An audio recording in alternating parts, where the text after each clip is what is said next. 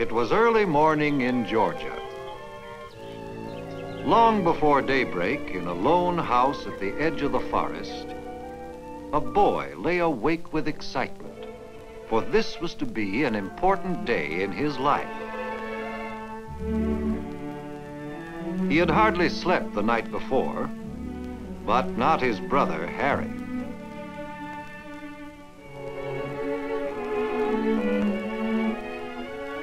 In all fairness, you couldn't blame Harry. For him, it was just another day of work.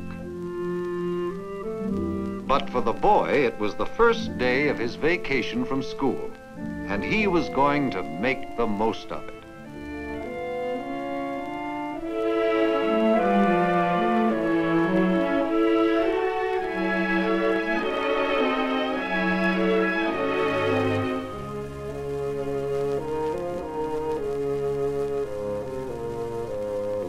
His father was still asleep, and he took care not to wake him. In the kitchen, his mother was making breakfast, and it would soon be ready. Though the boy and his family lived on a small farm, they were people of the forest. His father and brother made their living with the stroke of the axe and the pull of the saw. And today, for the first time, the boy was to work at their side in the forest.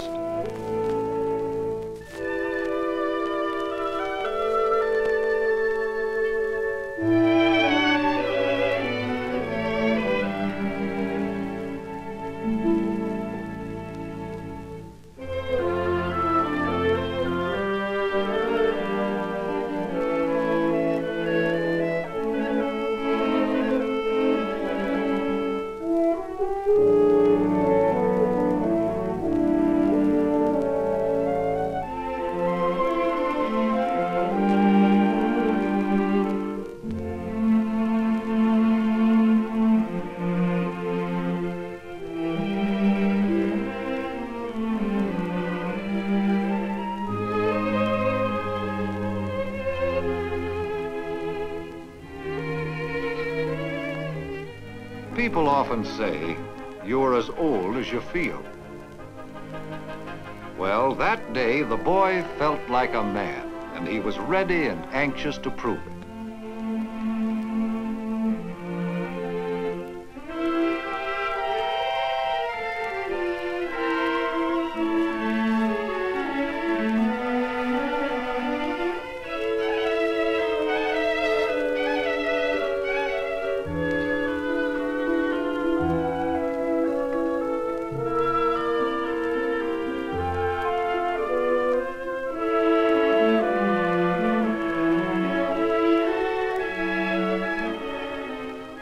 Yes, it felt good to the boy, having wonderful people for a family.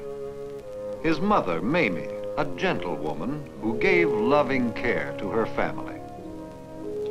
His father, Louis, a kind man who was as wise as he was strong. And his brother, Harry, who worked hard and said little.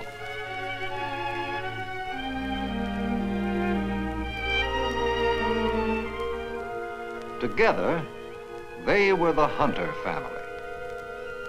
For over 80 years, the Hunter family has owned this farm.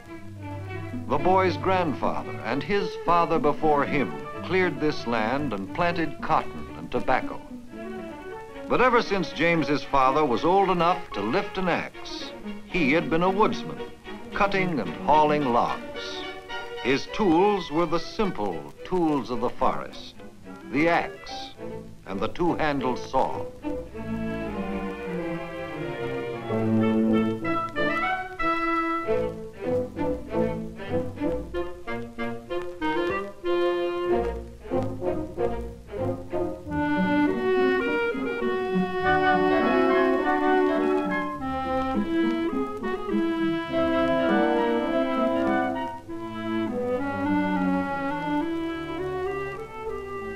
To James, like any other farm boy, there were two kinds of chores.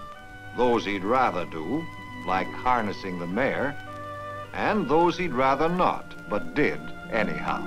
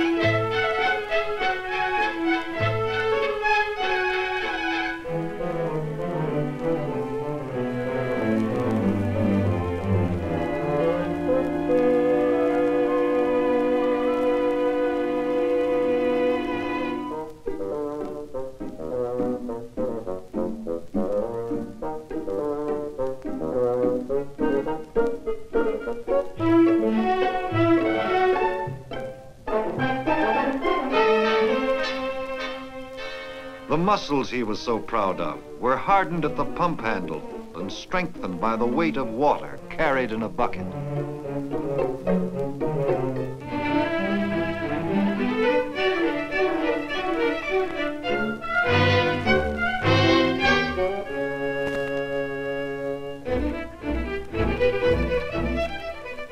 The hunters owned a truck for carrying the cut logs to the mill, and a mare called Lady, who dragged the heavy logs from the forest. The hunters have always worked for themselves, not for wages, and their earnings depended on how hard they worked.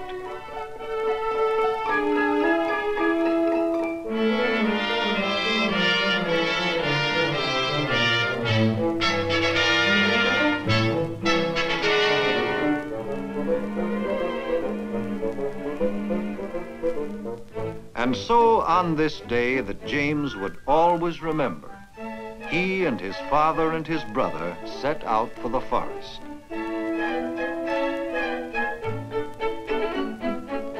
His chest swelled with pride, for today he felt like a partner in the firm of Hunter and Sons. As every morning, Lewis Hunter stopped down the road to talk to Archie Hodges and his helper, Adams.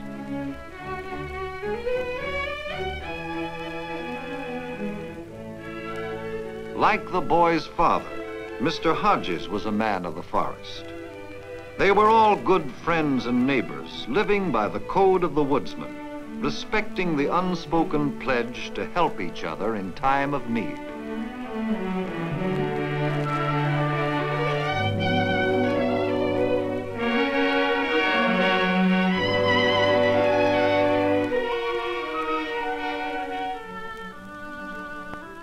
The Hunters and the Hodges cut timber in the heart of Georgia's 20 million acres of woodland. This land belongs to many people, and so the woodsman must pay each owner for the rights to cut trees on his land. It was a short trip to the tract of land where the Hunters had arranged to cut trees, but the Hodges had a little farther to go.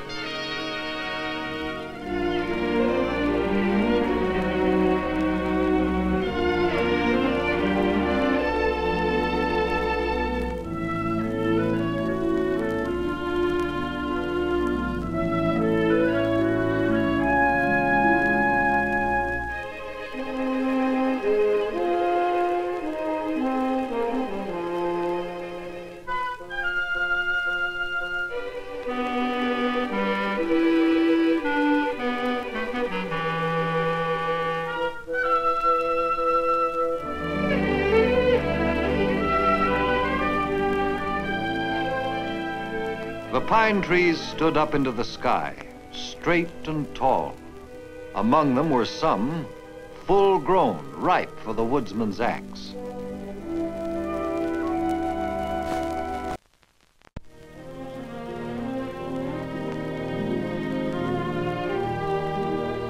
A tree was chosen. It was crippled in the direction it was to fall.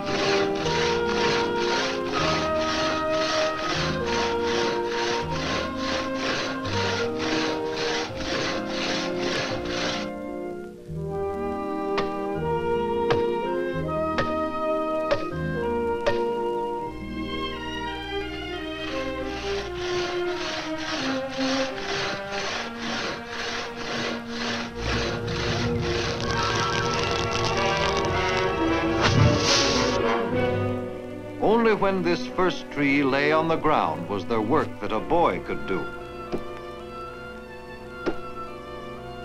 Limbing the trees might not seem important, but it was help to James's father and brother. Another pair of hands swinging an axe meant more trees felled, for the boy was doing something that yesterday and the days before his elders had to do for themselves.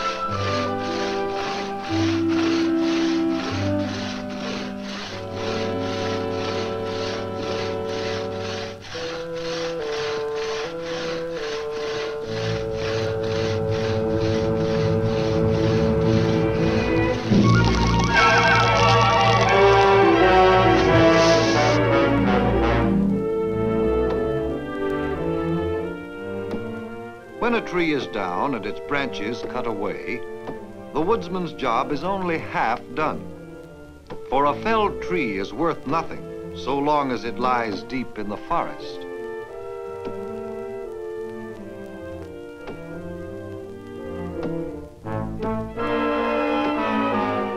They could not bring their truck to the fallen trees, but with Lady's help, the trees could be brought to a clearing near the road.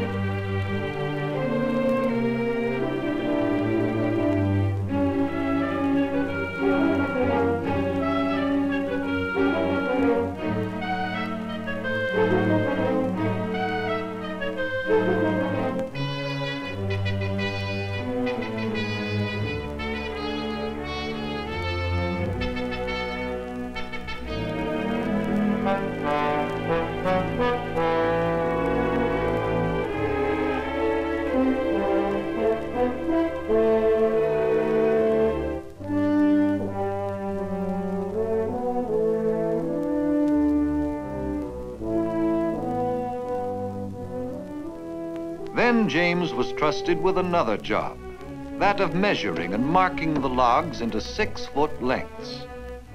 That's the way logs for pulpwood are bought and sold in this timber country.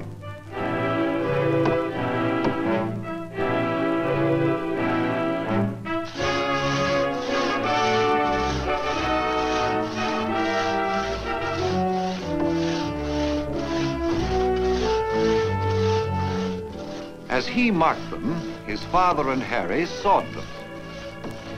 The smell of fresh pitch running from the saw cut filled the air.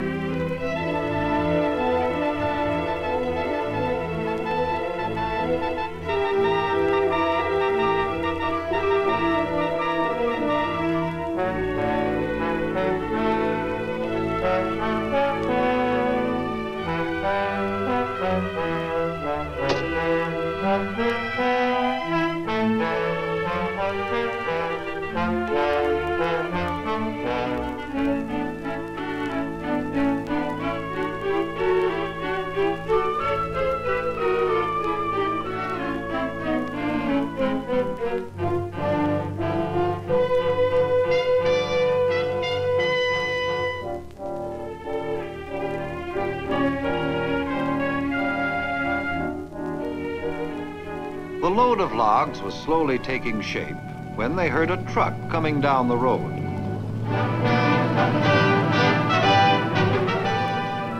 It was their neighbor, Archie Hodges, already on his way to the mill with a full load of logs.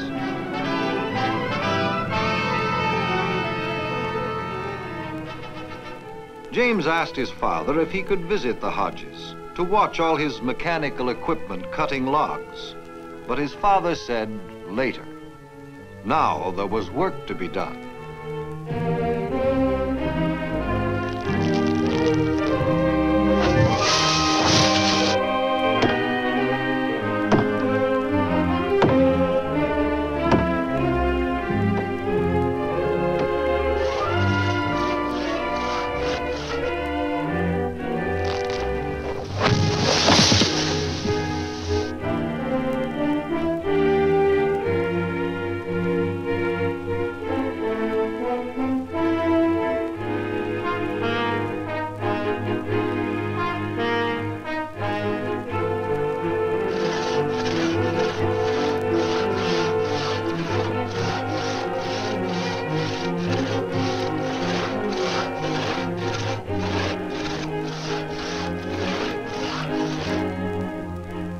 Only at high noon, when the hot summer sun beat down from the sky, did the hunters stop working. The time had come for lunch.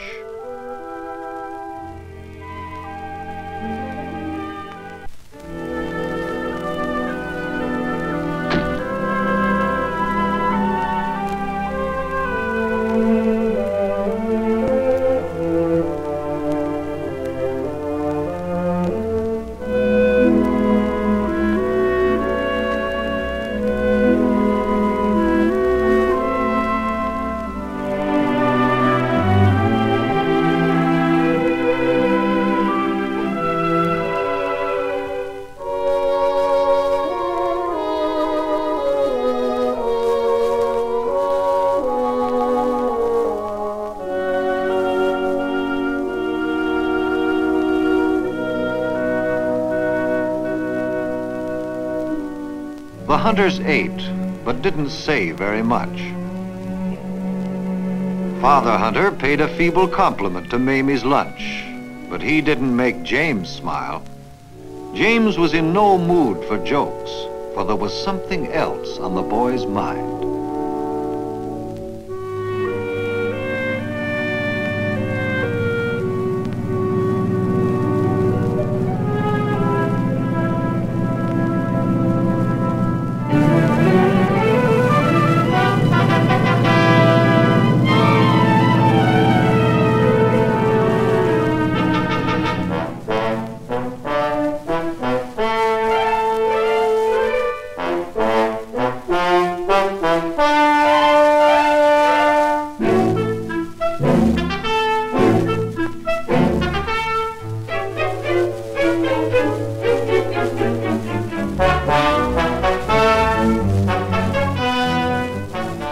By mid-afternoon, most of the logs in the clearing were sawed and piled high on the truck.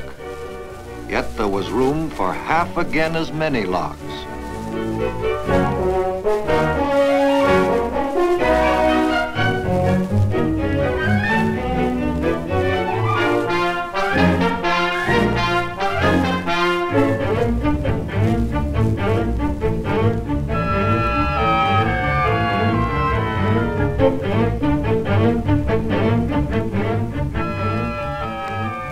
After working steadily since morning, nothing would have been more welcome than a rest. But then Archie Hodges came back down the road with another full load.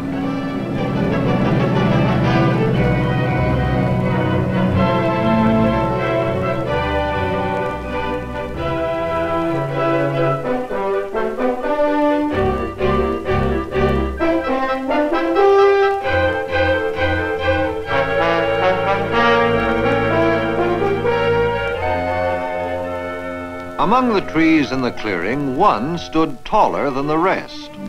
Why not cut it since it was so close, the boy asked. But Father Hunter said no. The tree had been left standing for a purpose, and he explained what it was. The seeds in the cones that it dropped would take root, and the tree would be mother to a new forest.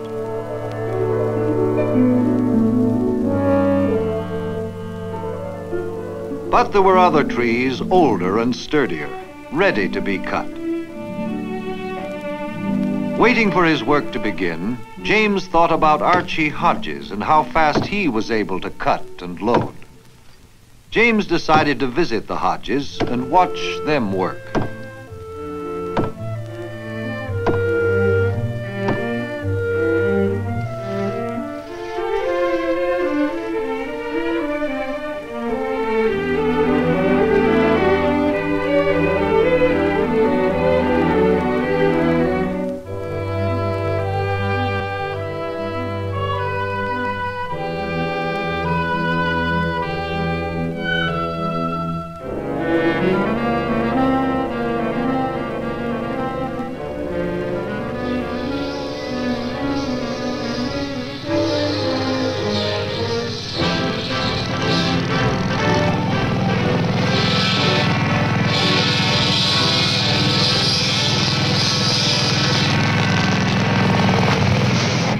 James watched Archie's helper Adams use the power saw.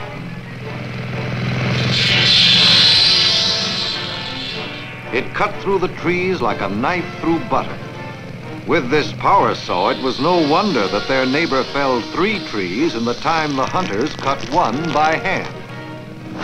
And instead of an aging horse, they used their tractor to drag the logs from the forest swiftly.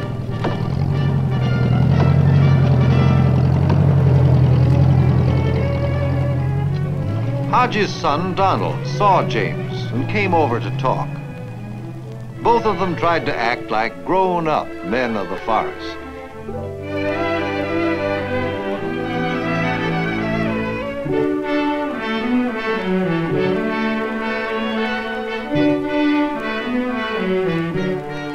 Donald's father came over and invited James to stay, but James said he had to leave.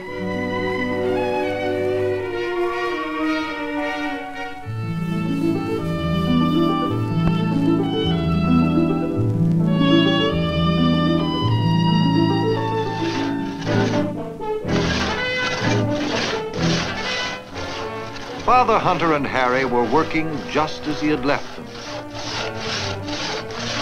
Bent low, the sweat running.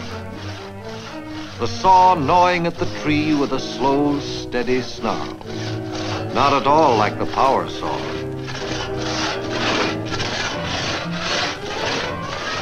The boy was sick at heart.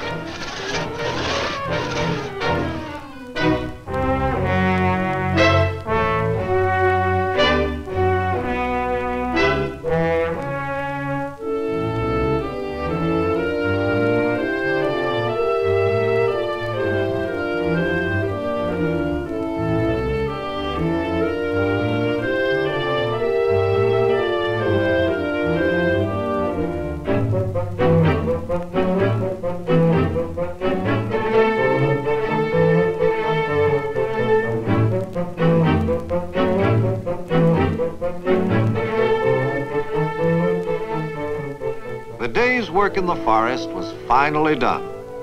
But the best time of day was yet to come, at least for the boy. For the first time, James was going to accompany his father inside the great mill which bought their logs.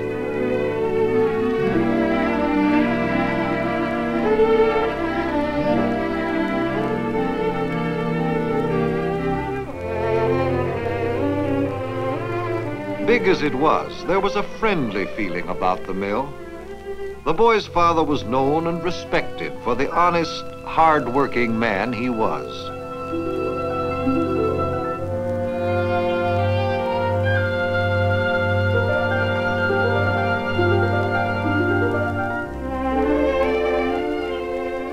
The day's labor was carefully measured and a record made.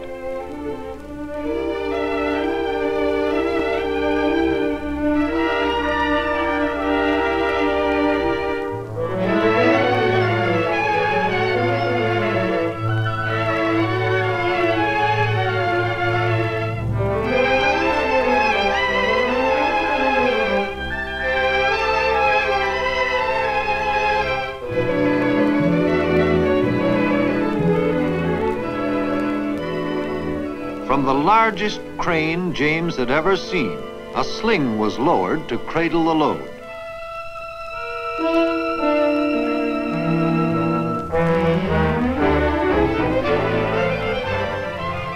In a moment, the logs were up and away, and all there was to show for a day of sweat and toil was a piece of paper folded away in Father Hunter's pocket.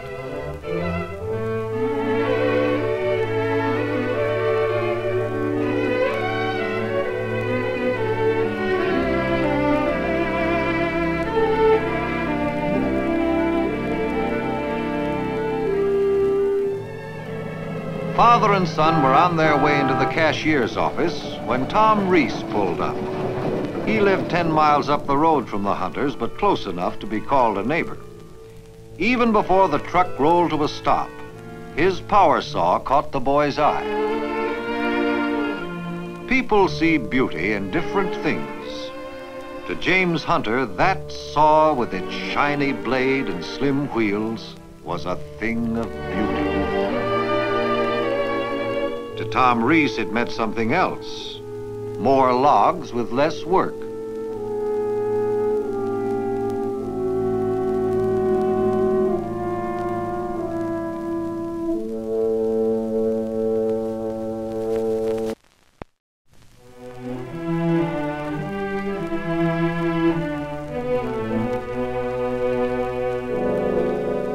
Archie Hodges was paid for 3 loads of wood.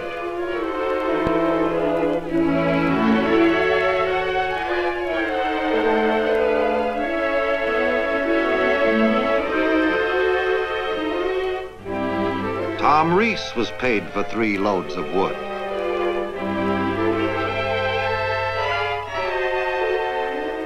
But the Hunters, who had worked harder than the rest, received 1/3 as much pay. If the boy was sad for his father, there was no need to be. Louis Hunter had courage. With your help, he joked, we'll soon be making twice as much. James finally asked his father, why couldn't we own a power saw like Tom Reese and Archie Hodges? His father had a ready answer. They couldn't afford it. A saw like Tom's cost a great deal of money, and they were still paying for their truck, which was the most essential piece of equipment for their work.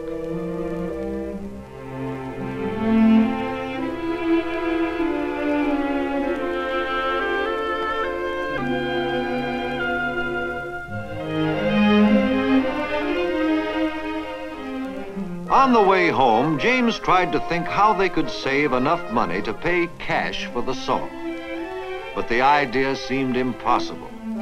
He concentrated so hard on the problem that his father had to cheer him up.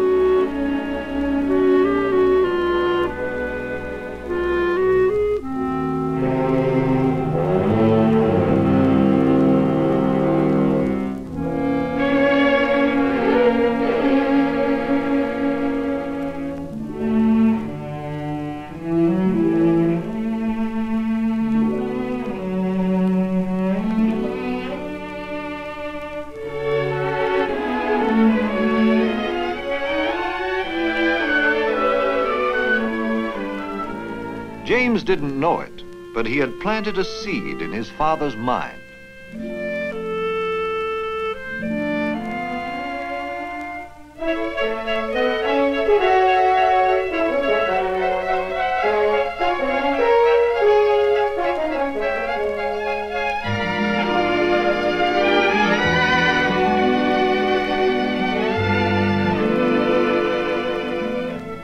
That evening, Father Hunter called his family together. He told them that as a group, they were living within their means, spending the joint earnings mostly for things that were needed. Seldom was there money for the extra things. So long as Hunter and Sons cut trees by hand, there was little chance of bettering themselves. With a power saw, they could triple their earnings. But to get a saw meant working harder and making sacrifices. The money belonged to all of them, so it was up to all to decide. On that summer evening that will live in the boy's memory, James knew what the family's decision would be.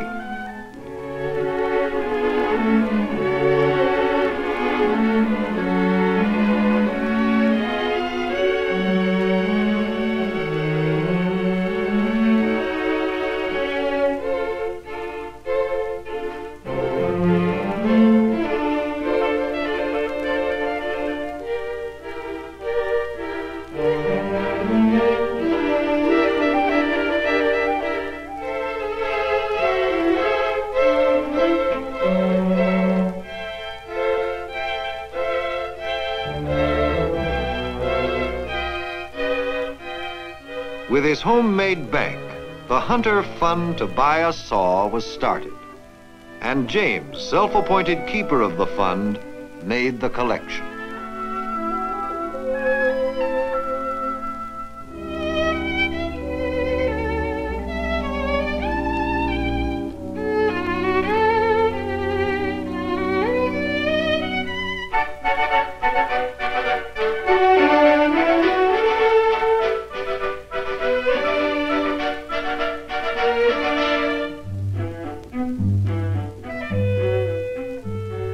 Every Saturday, the hunters made a trip into town.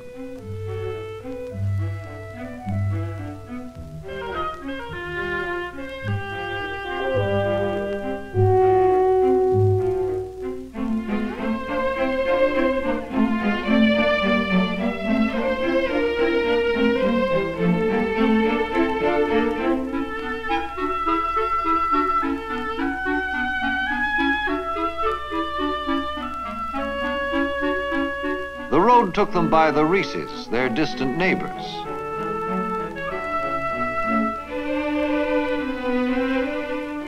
Tom's wife, Annie, had a sewing machine, much to the envy of all the women folk.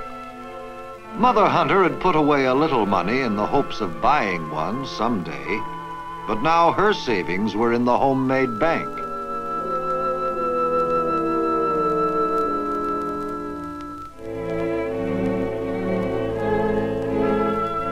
At the end of the road was the town where the hunters bought their supplies and met their friends.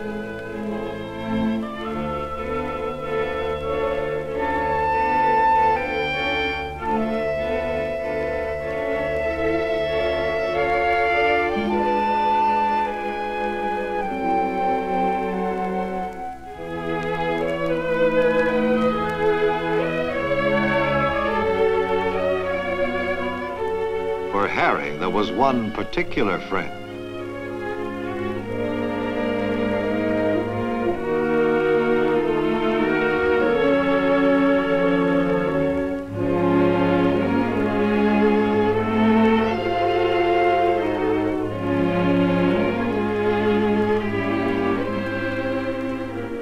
Yes, it was difficult to put aside the desire to buy things only because the money was being saved for something else.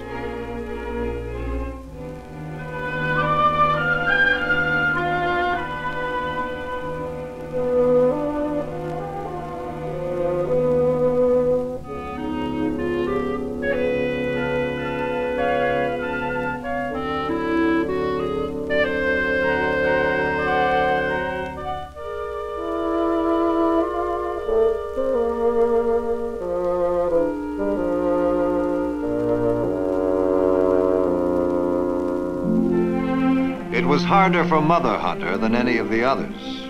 Her heart had been set on a sewing machine for a long, long time.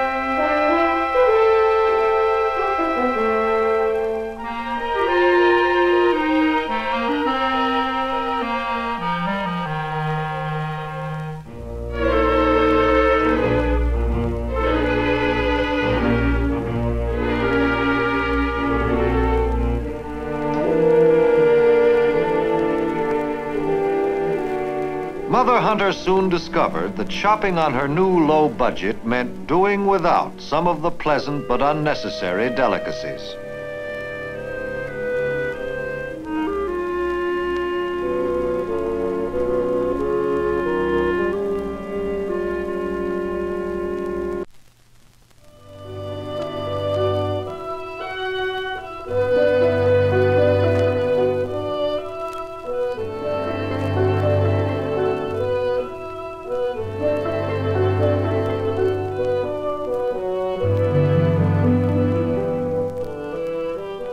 The hunters left town taking only what was needed.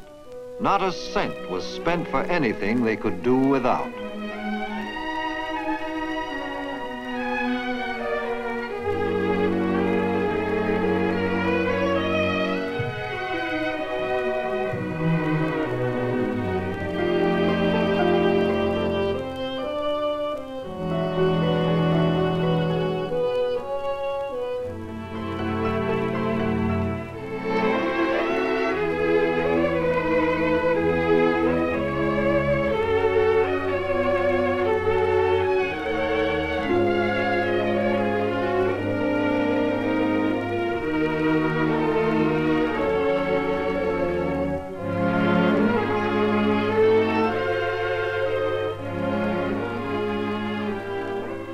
Each coin dropped in the jar was a personal sacrifice.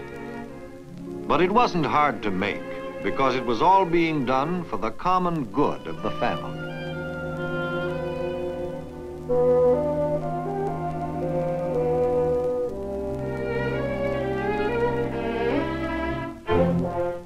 All through the summer, the hunters were in the forest by daybreak. With these extra hours, they toiled harder and longer.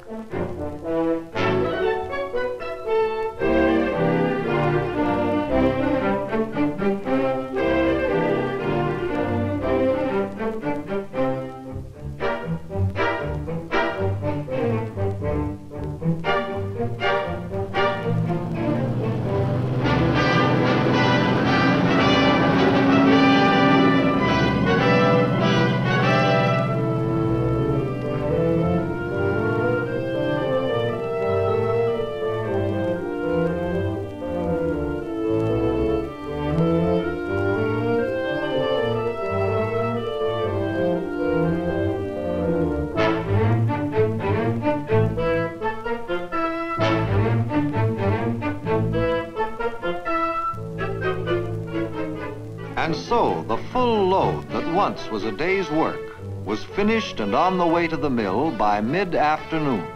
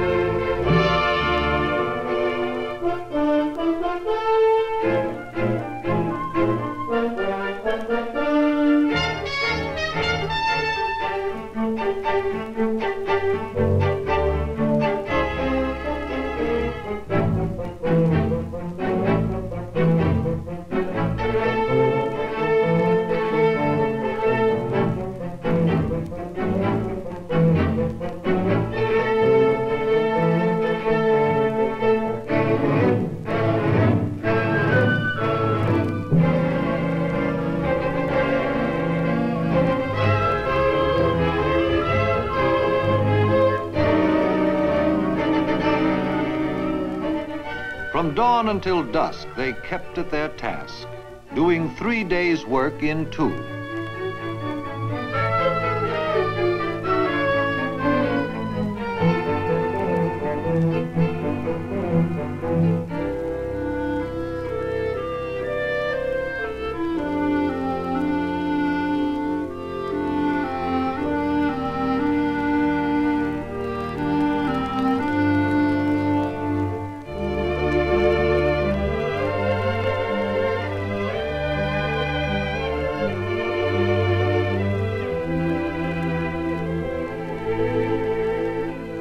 The Hunter truck was always last at the mill.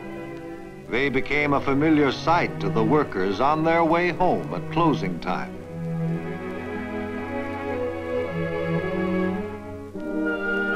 And the man at the measuring station always greeted them with a smile, because he understood what they were trying to do.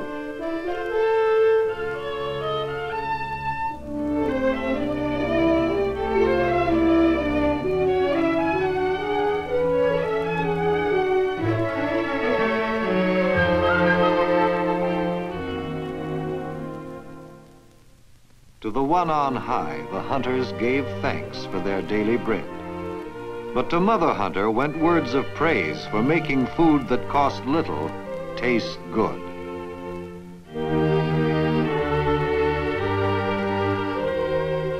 And after the meal, there was one extra course that gave more pleasure than cake.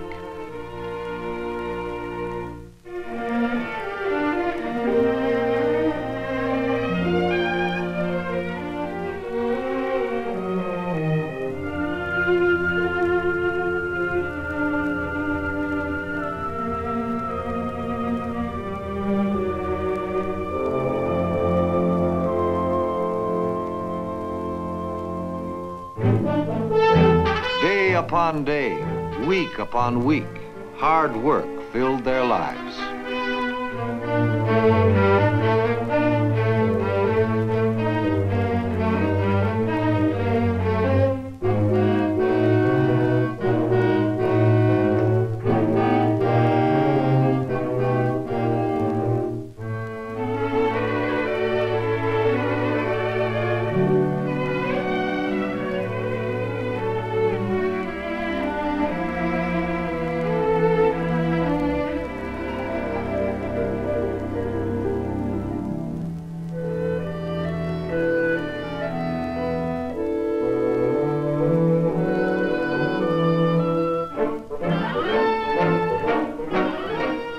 Each week passing put them closer to their goal, until one day,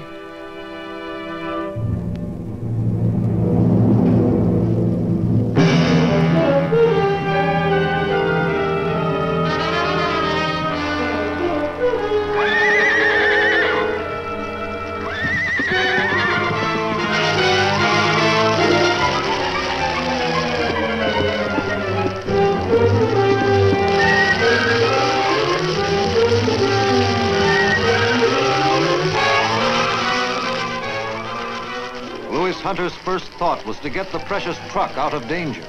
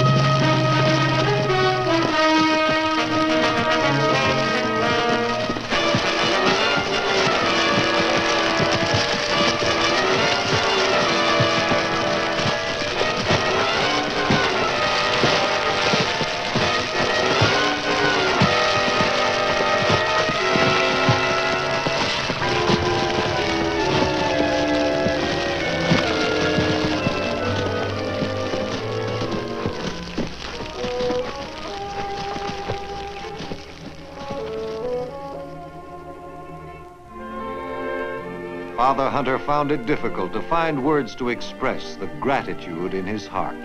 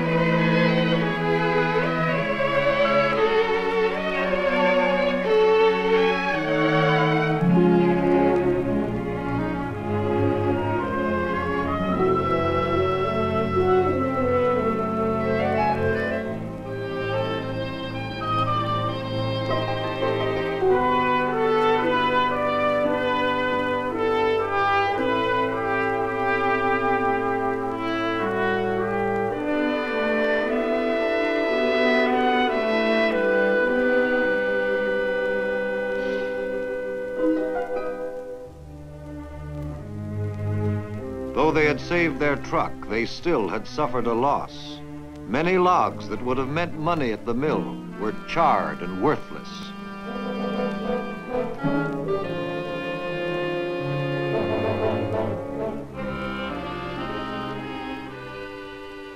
But Father Hunter was as sensible as he was good. So long as they had their strength, they could always cut more logs.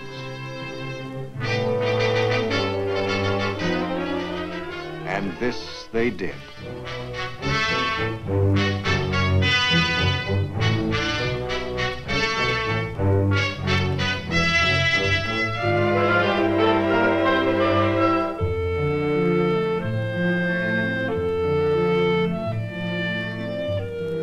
By the time the first jar was filled and set aside for the second one, the fire was dim in their memory.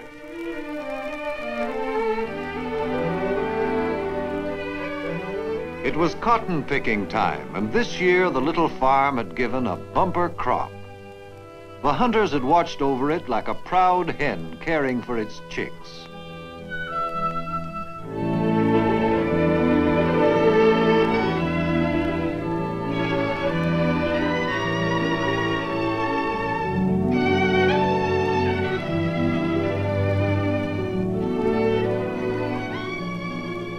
The money was collected and went straight into the jar.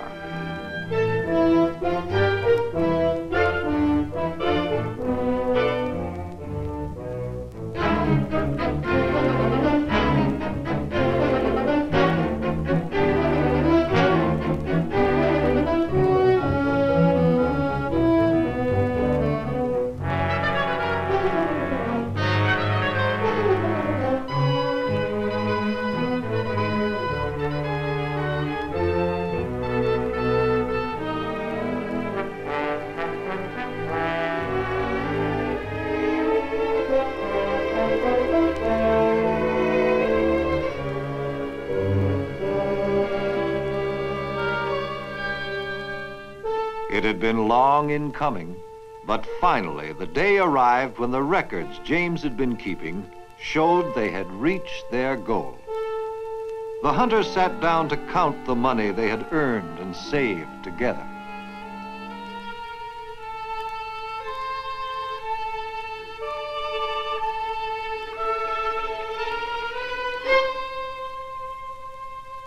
As keeper of the Hunter Fund to buy a saw, James was given the honor of final addition.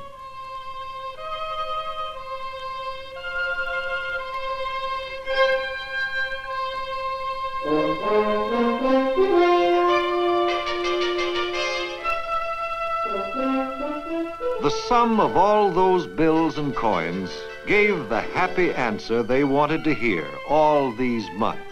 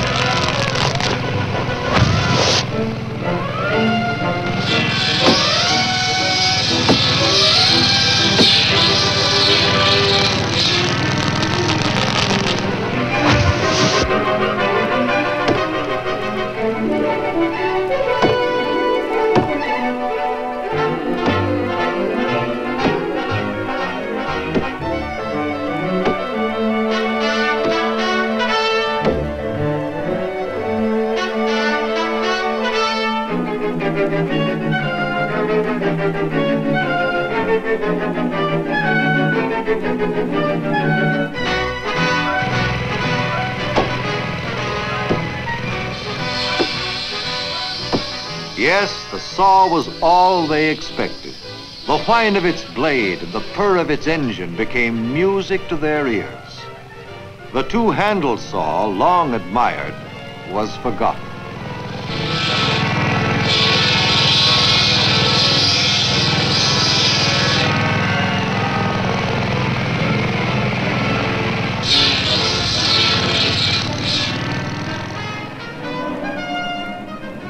By continuing to work from daybreak to dusk, Hunter and Sons were able to deliver a load of logs to the mill 3 times each day.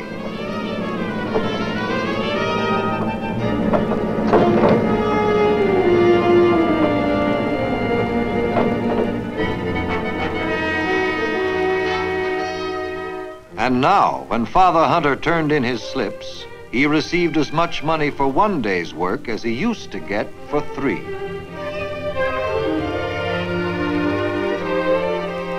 It was a good thing, good for all of them, and it showed in many ways.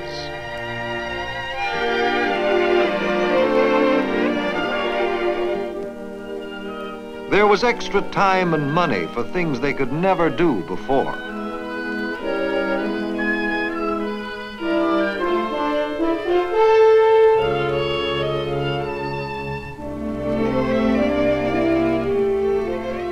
And when there was finally enough money, Hunter and Sons didn't forget an obligation long postponed.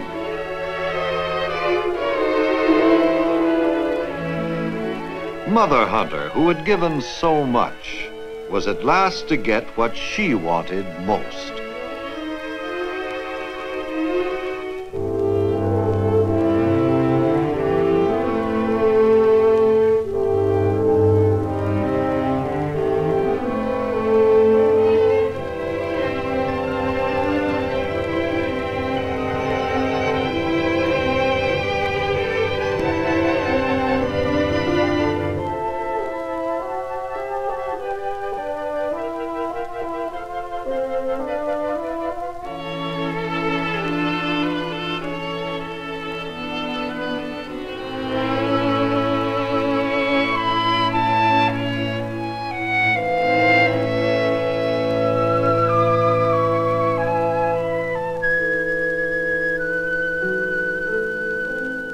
Father and Sons had never seen Mother Hunter happier, and because of it, they were all the happier.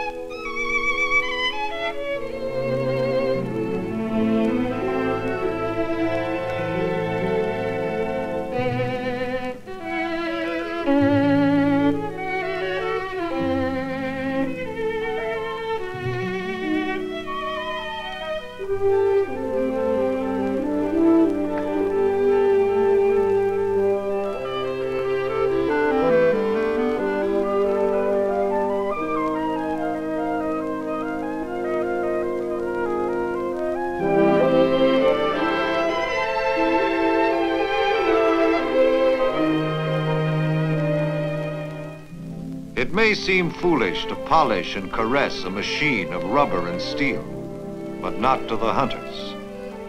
For them, the saw is a symbol of something warm and friendly. It had joined them together as a family so that they might better themselves. They are better not only because of the extra food and luxuries they are able to buy. They are better because in working for a common good, they have strengthened the family bond. For out of their achievement was born a new love, a deep affection, and a greater respect for one another.